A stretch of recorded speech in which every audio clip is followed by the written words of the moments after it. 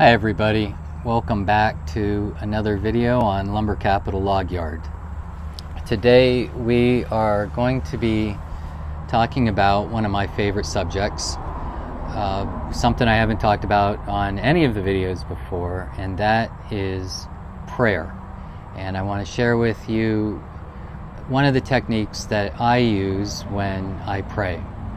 And I'm sort of excited to do that. And here we have a customer coming in, so I'm going to have to stop and talk to him for a second. Hold on.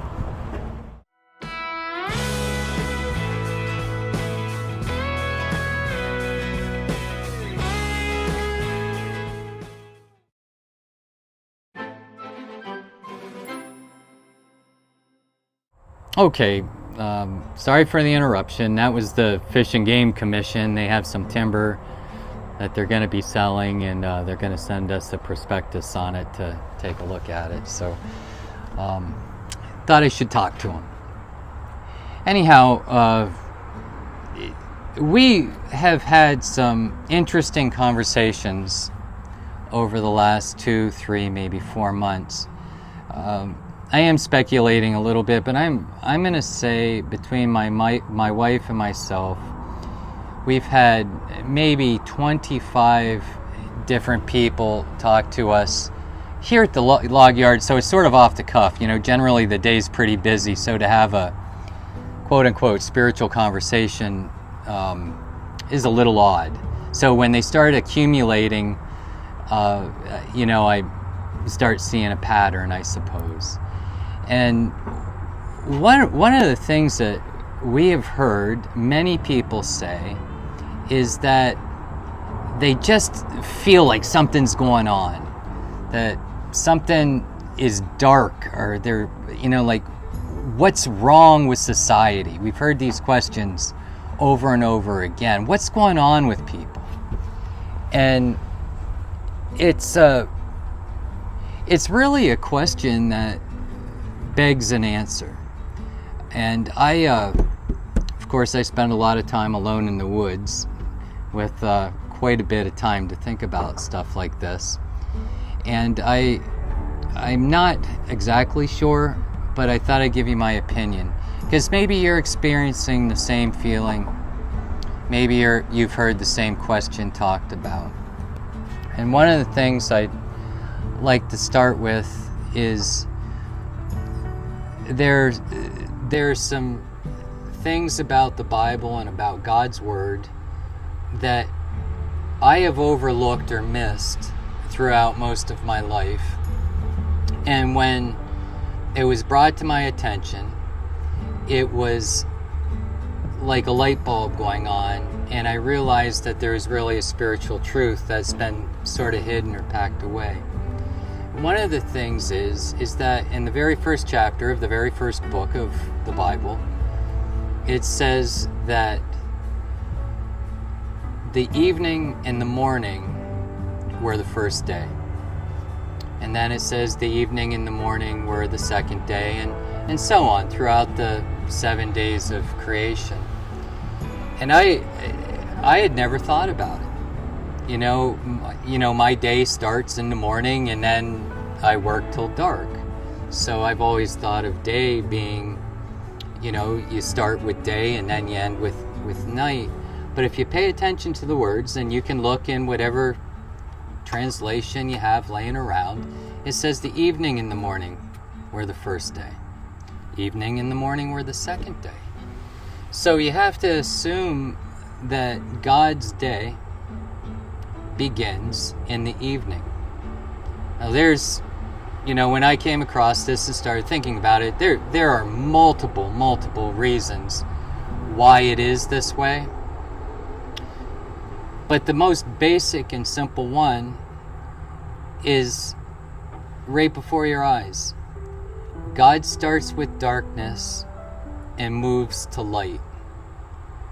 It's always moving from darkness full circle around to light. It's an absolutely beautiful, hidden, to me, I'm not saying it was to you, maybe you noticed it the first time you read it, teaching. So with people coming into the log yard and going, oh my word, it just, there's just this weight or this heaviness or this darkness. I started thinking about that. And really, what I think is that we're at the time of probably the most darkness. It's called cosmic dawn. It's right before dawn. And anybody that's been up all night knows that that moment just before dawn is the absolute darkest time of the night. But then light breaks. And it's there before you. And it's beautiful and everything's illumined. And that is exactly the system that our Creator has established. That He starts us out in darkness, and we work through the night, and we work through the night, we work through the dark, and then all of a sudden the light breaks through. And it's always coming down to the light. When is the light gonna appear? And I think if we really analyze the question, what's going on, I think that's really what we're asking, is not about the darkness, but when the light is gonna appear. So, I told you I wanted to talk about prayer. It's one of my favorite subjects, and I suppose that one of the reasons that it is because of my job. I am by myself, and I think I've said this in videos before, often 6, 8, 10, even 12 hours. I'm alone all day. And many, many years ago, I decided that I wanted to use that time and invest it in prayer. And, hopefully that would be a spiritual merit to myself. At least that's initially what I thought. Maybe a little incorrect in that. I went through a period of time, maybe 18 months to 2 years, and I felt that every prayer that I said all day only went to about the top of my head and not any further. And that was a period of frustration. And if you've been following us on the channel, we've had our ups and downs, and over the last couple of years we've had a significant amount of struggle. And what I realized I had done is I had started praying about my struggle, and only praying about my struggle, and really at the end of the day, only praying about myself. Now, I thought in praying about myself, I was really helping my family because, if we can succeed, we can do this, we can do that. All the things that a father might think in regard to his family. But at the end of the day, it was really, I'll just say it out loud, I think it was selfishness. I was really consumed with my own thoughts, my own identity, my own everything that I brought to the situation, all the troubles that we were facing. Really, it came down to just me wanting what I wanted, and I wanted this certain situation, and that's what I just kept praying about. So it really began to bother me because the more I prayed, really the worse it got. And I started researching as much as I could on prayer, and there are tons of books, so many books, so much you can find on the internet. I didn't really find anything I didn't know. So after a fair amount of research, I was sort of disappointed I was still in the same boat. And then I came across something and started to apply it in my prayer life, and it was literally like day and night. I mean, literally like a light switch, just like the dawn of the day, just like the light literally came on.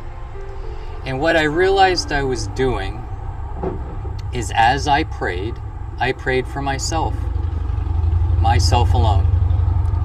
So I stopped praying for myself alone. I know this is going to sound weird.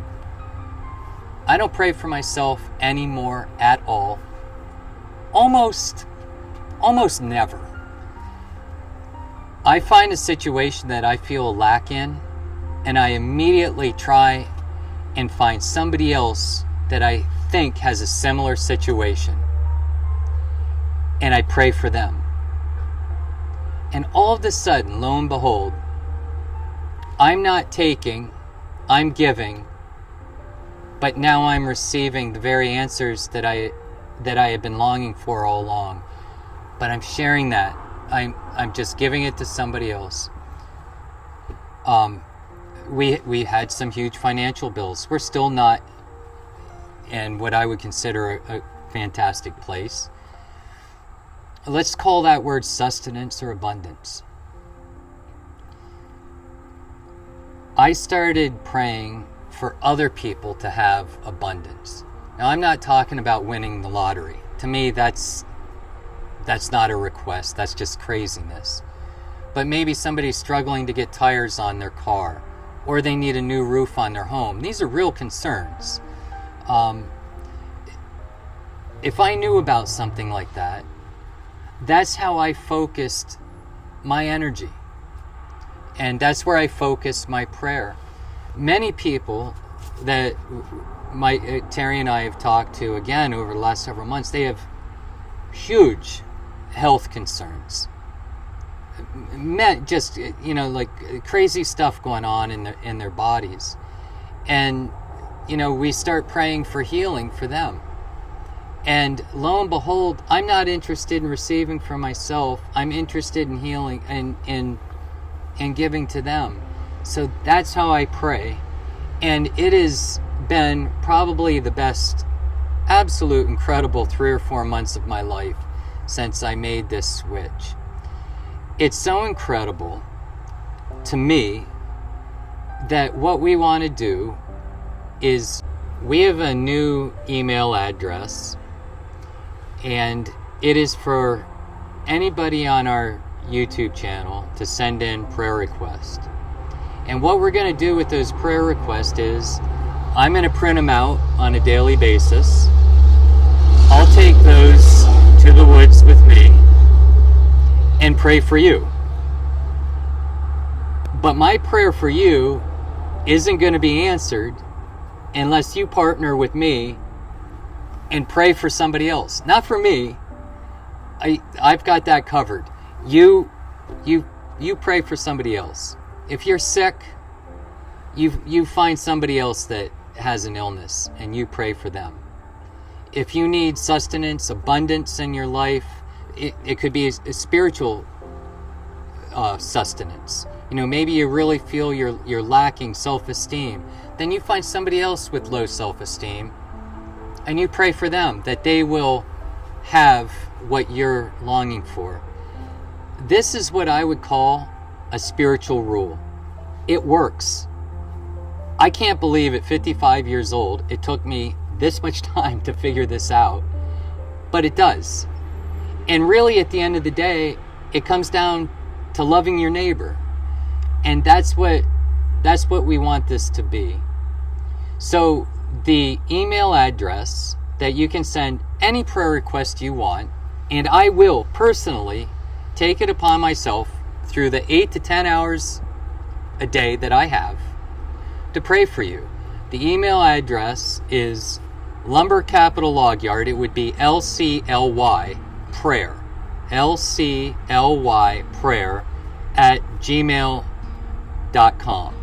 And Emerald will leave that in the description, and you can go straight to the email and leave a prayer request. But please remember, what you leave, that request, you have to do your part. You have to share with somebody else. They don't have to know that you're doing it. They don't have to have, you don't have to have any link to them at all. Maybe it's just somebody that you saw, somebody that you know that is in lack, and now you're putting that energy into them in prayer.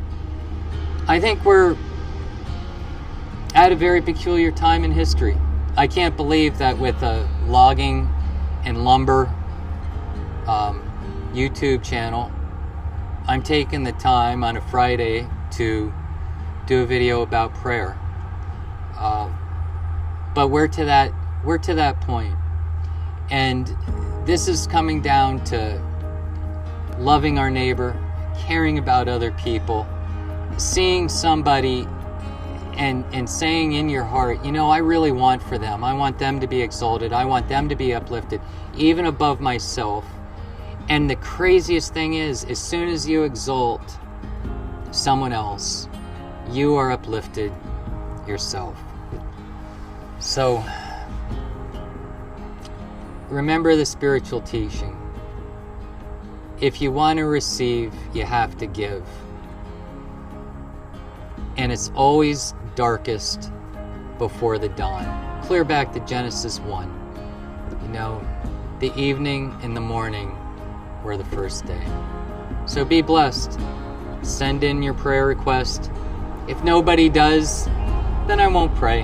And it will just be, that will be the end of it. And that's okay too. But if you do, I want you to know it will be taken so seriously. And every day that I'm in the woods, I'll be there praying for you. Keep it simple. It doesn't have to be personal. And be concise so I know exactly what it is you're asking about. Send it to the email address and you're beyond the prayer list. Just remember, you've got to turn around and find one person. If you find two, double the blessing. Have a good weekend. See you next week.